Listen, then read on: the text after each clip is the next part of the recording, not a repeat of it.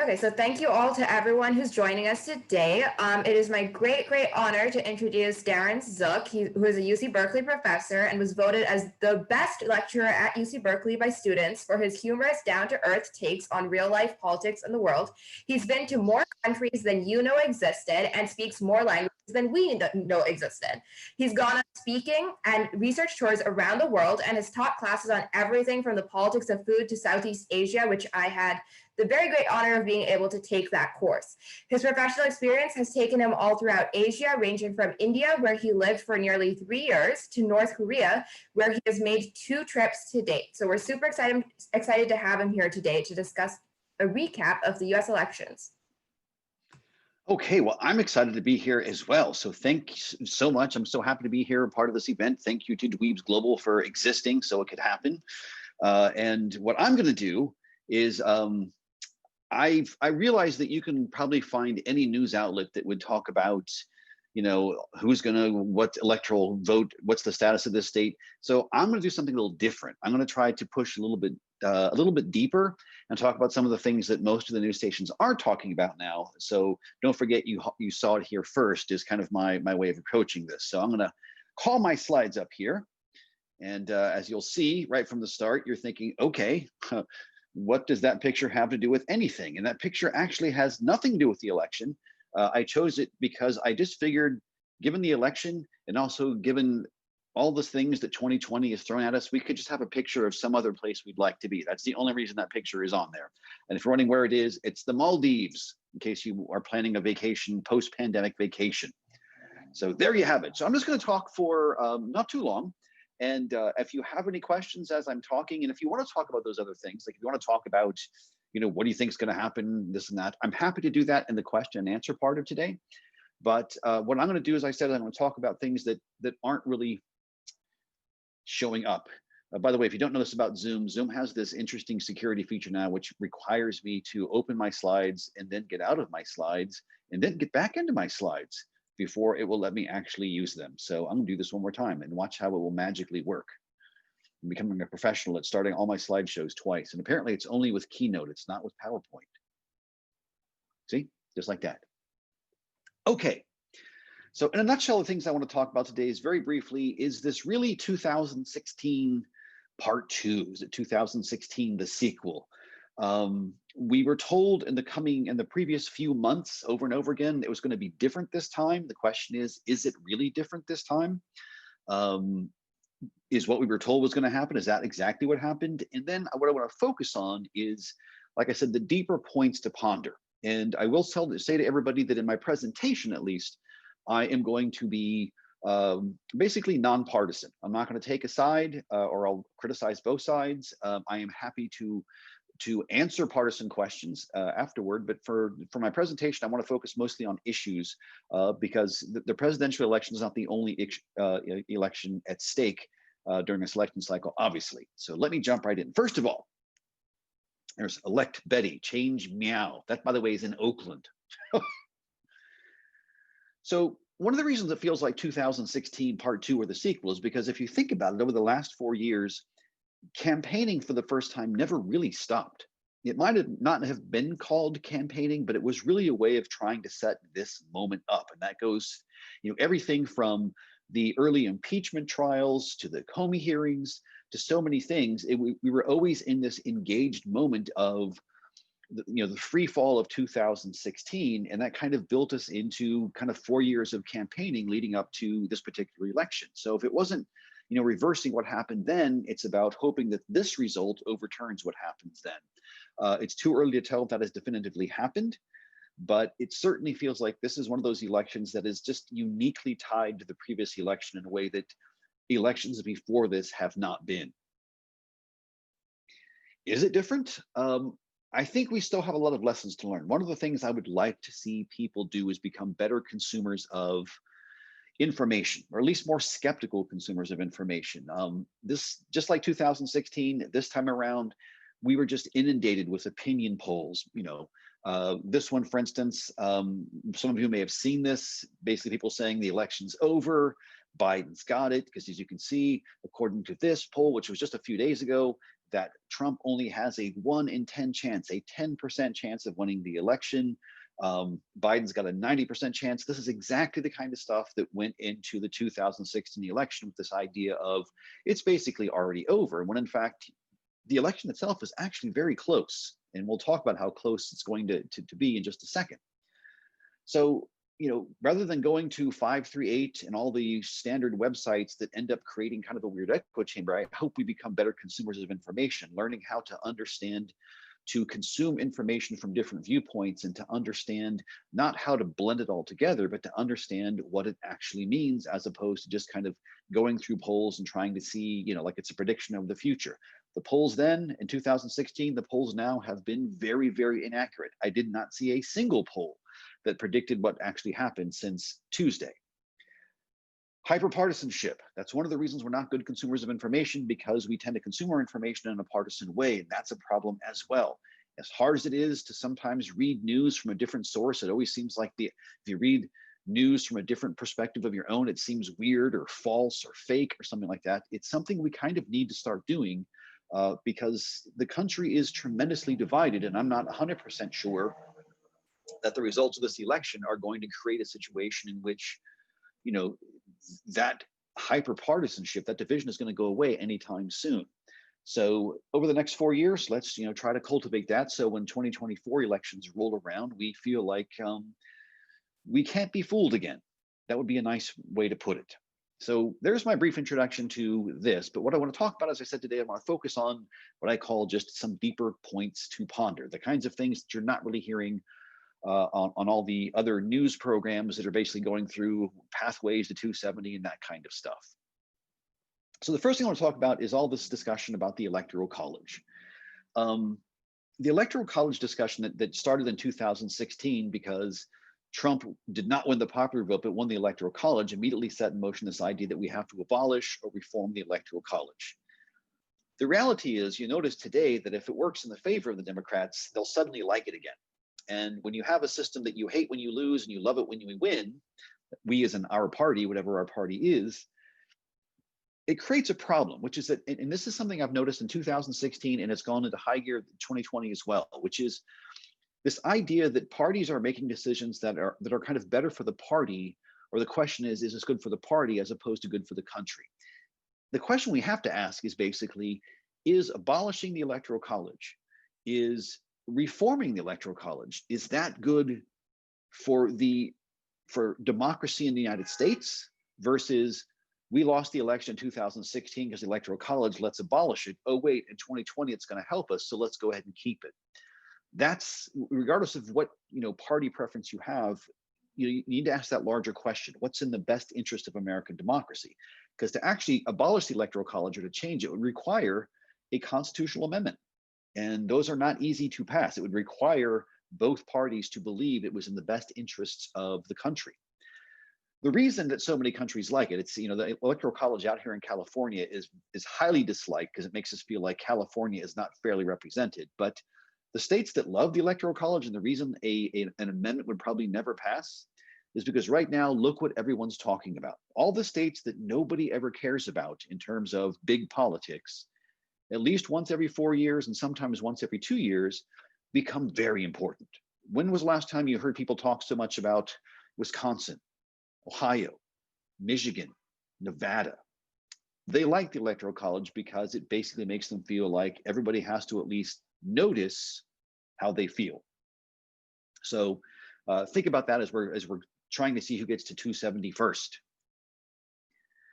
Of course, having said that, there's also this, which is regardless of how this election turns out, I kind of have this feeling, and I know a lot of people have this feeling, it's kind of like no one's really winning completely. It's not a definitive victory. It's not that feeling that like something like that. And a lot of things that have been happening over the last 4 years are things we need to pay attention to. First of all, lots of key decisions at the Supreme Court were all 5-4 decisions.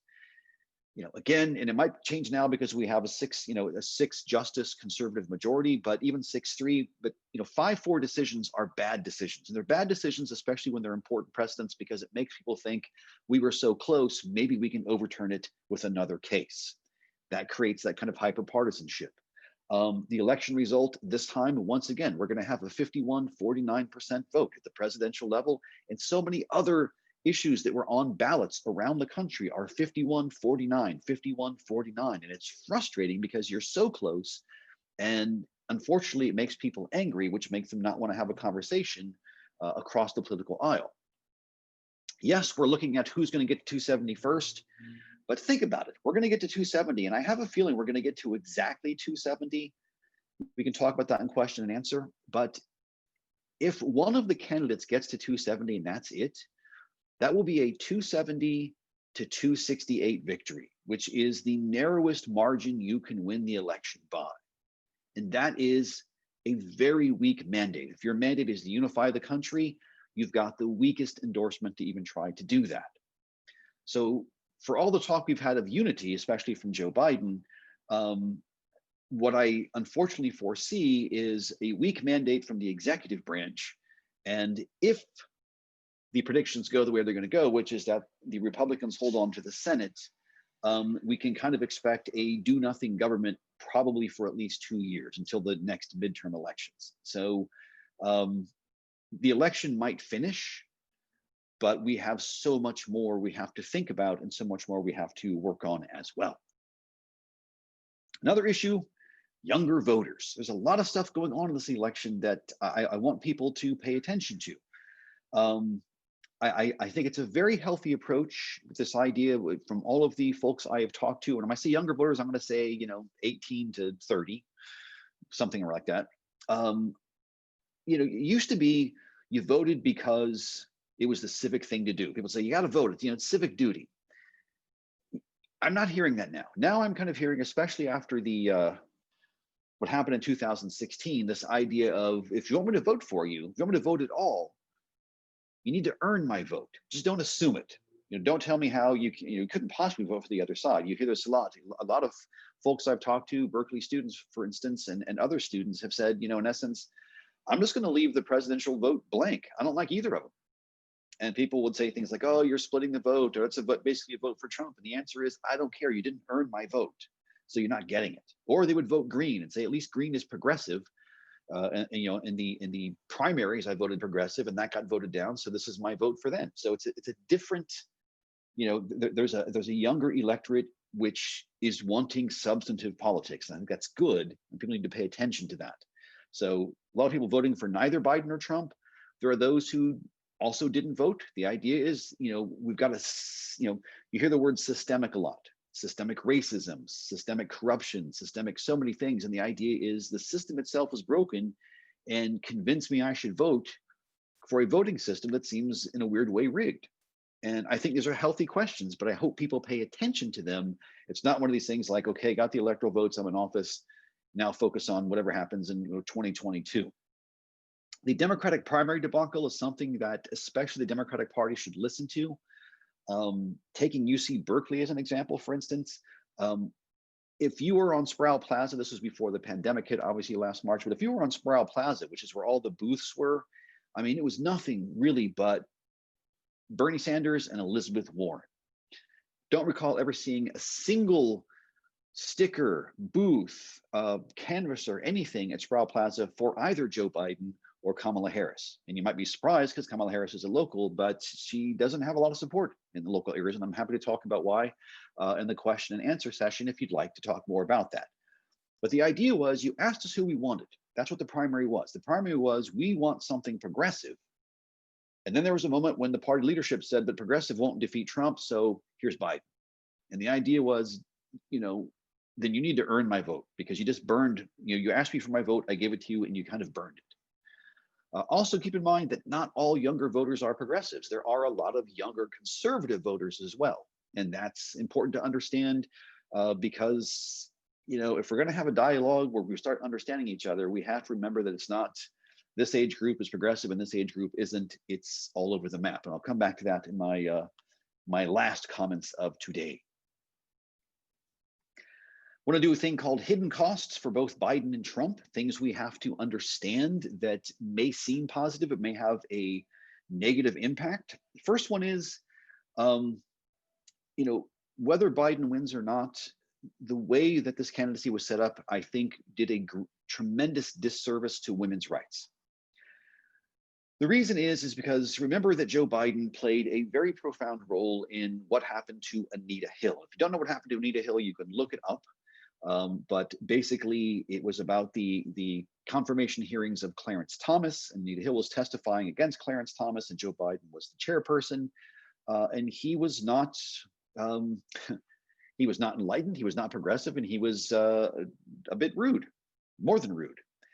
And when they kind of pushed him on this, his response so far has been, as you see under his picture, as the committee chairman, I take responsibility that she did not get treated well. And there's a huge problem with that statement, because what it should say, because he's the committee chairman, as the committee chairman, I take responsibility that I did not treat her well. Switching to passive voice is an interesting way of kind of saying, yeah, I'm still not going to own that. And I think that's a problem, even though Anita Hill very, very nicely said, do the right thing, choose Joe if you're a Democrat. Joe Biden has not really come to terms with that. And even more recently, the issue with Tara Reade, especially coming so soon after Susan Blasey Ford's testimony, really was, there was this moment when the Democratic Party said, we can't let anything get in the way of Biden, so we're just going to have to derail everything. And there was a moment when all of it got dismissed as if it wasn't, I don't believe her, and therefore, end of that. But if that's our standard, that takes us back 3 decades. Believability, is that the best we can do? So much of the Me Too movement was about getting women's voices to be heard, to be reckoned with, to be believed. Not in that you couldn't doubt them, but the idea was that to listen and not be so dismissive. And so everything that had been fought for was kind of reversed, because the idea was we can't let this get out, or we can't let this get investigated because it might hurt Biden's chances. And so that was a very heavy price, a hidden cost, I would say. Next hidden cost that I think is going to take a hit, may be surprising, is diversity and inclusivity. When Kamala Harris was chosen as the vice presidential candidate, to the running mate of Joe Biden, the first question Joe Biden got was, well, why did you choose Kamala Harris? And the answer, to my mind, and again, happy to talk about it in the question and answer period, was the worst possible answer he could have given. Because what the answer you want to hear is, I chose her because she's got an amazing track record. She is a great leader. She inspires. Just you want to hear just a rock solid resume. That's not what he did. He didn't even talk about her qualifications. He said he chose her because government should look like the population of America. And the problem with that is it's a bad dance with what's kind of tokenism. It's this idea of, I chose her because she is Black, brown, and she's a woman. And that gives me 3 possible votes I can secure through a really awkward politics of identity that is not what people want right now. The whole reckoning of race is not about that. And an example of this is, Proposition 16 here in California. Proposition 16 in California was a proposition to overturn a previous Proposition 209, which prevents the state of California from considering elements of identity in terms of hiring or admissions to school. So it basically would reinstate affirmative action at a more aggressive level in California. And it is going to lose. And it's going to lose not 51-49, it's going to lose about 60-40. And you're thinking, well, I thought California was progressive, so why is this happening? And it has a lot to do with the way the proposition is written, and the realization that people have that the kind of affirmative action that came out of Biden's moment in the 1990s created this kind of tokenism, which is not helping the situation we have. We need something better, something stronger than just this idea that choosing people for what they look like or what they represent. We need to choose people for what they are. And of course, there's also the issue of political dynasties, which is not just a thing with Biden, but he's another example of it. I was very disappointed, for instance, in 2016 that Hillary Clinton was chosen, because they went with kind of this brand Clinton attitude. And political dynasties are not good for democracies. I've done a lot of research in countries that have these kinds of, Bush Sr., Bush Jr., then Bill, then Hillary, and then people are like, I can't wait for Chelsea to run. These are terrible ideas, and the entire Biden family has its hands in many pies, and it's a really bad precedent to accept I know the idea was, for those who don't like Trump, the idea was anything is better. If that's what it takes to get Biden in, we'll look the other way. But these are things after the election we really need to come back to, because they're very, very important, and they are hidden negative costs that basically come along with Biden. Flip side, hidden costs with Trump. Now, it's harder to find hidden costs with Trump because Trump is, he very much, what you see is what you get. But we all know about the numbers of immigration, and the numbers, by the way, are not, it's kind of shocking to see, with the exception of immigrants and asylum seekers from Central and South America, the numbers are actually have not gone down as steeply as you might think. But the point is, that's not the point. The point isn't numbers. The point is the damage done by making immigration the issue it was in such an ugly way. It really has opened up an ugliness that maybe we all knew was there, but it did empower and embolden this idea that, you know, outsiders should be kept out and insiders should just stay in. And it's that's going to be far more. You can't just fix that damage with a different immigration policy. That takes a whole different thing.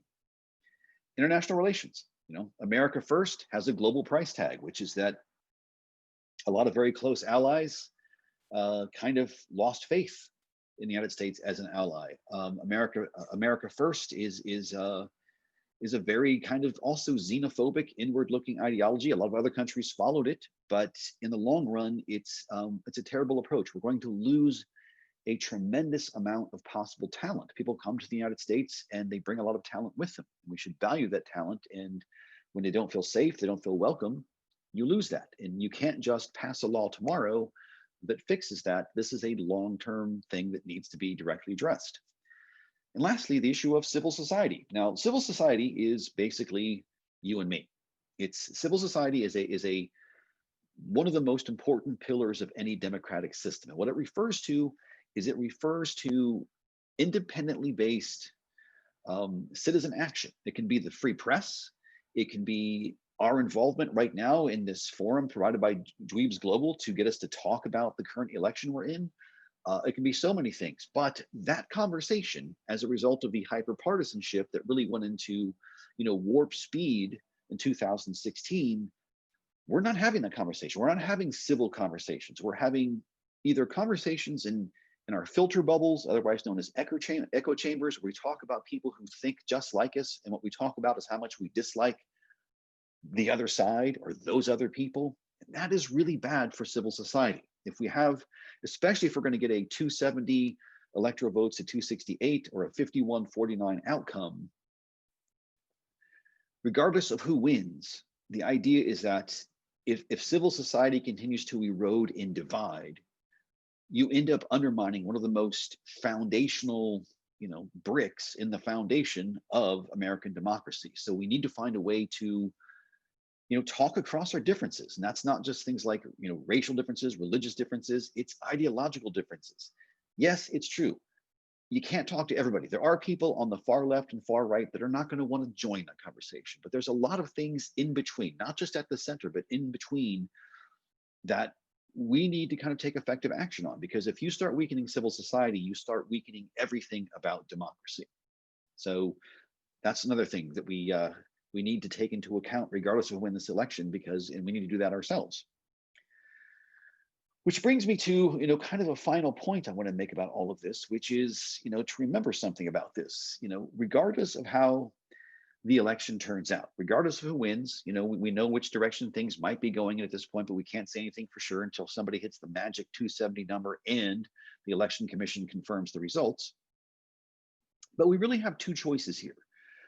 We had the same choices in 2016, and we never really got around to answering them because everything went into free fall, which is why I said this feels like, you know, 2016, the sequel. We do have two choices with the way things stand, regardless of who wins the presidential election, which is either in the absence of good leadership. And good leadership in this case can mean either, you know, you have a president who's not everything we thought they were going to be, or you have a president who has ideas, but something like, say, a Senate can block everything they try to do. And the idea might be, this is so frustrating because nothing's getting done. So in that moment, what do we do? Well, we can do one of two things. We can let things fall apart, throw up our hand, the system's corrupt, I'm done. or we can just become leaders ourselves, lead ourselves to something better. And that's my whole point about civil society, that 2016 to 2020, especially with the pandemic thrown in 2020, this has been the year that just won't stop giving us bad things. So I'm hoping as we move forward into 2021, January 2021, we turn a corner. And turning a corner isn't going to be something that happens automatically. It's going to have to be something that we do. I'm encouraged by the numbers of voters. Very high turnout means more civic engagement, and that's a good sign as well. But my point is that we can't just pin all of our hopes onto the nature of the outcome of one part of the election, because we have to remember that a lot of this is in our hands. There's a lot of things we can do to make things better, regardless of how the turnout comes. I don't know yet. We haven't confirmed the election result, but there's more to the elections than just the presidency, and there's more to the elections than just leadership. We're a dynamic part of that, and I want everyone to keep that in mind as we go forward into December and then into January. So, in a nutshell, those are my comments. Those are all the things that you're not hearing right now. It's all about road to 270, or can we call Nevada yet? Can we do this? Can we do that? But even once all that's over, we've got a lot of deeper issues to think about. Like I said, diversity, inclusivity, understanding civil society. Those are the things that at the end of the day will still be something we have to address long after the news stations have turned on to whatever the next headline of the day is. And having said that, I will kind of wrap up my comments. And I see there's a few comments in chat, I think, but I'm going to turn things over to Janani Ishwari and Nathan and see where things go from there. So all yours.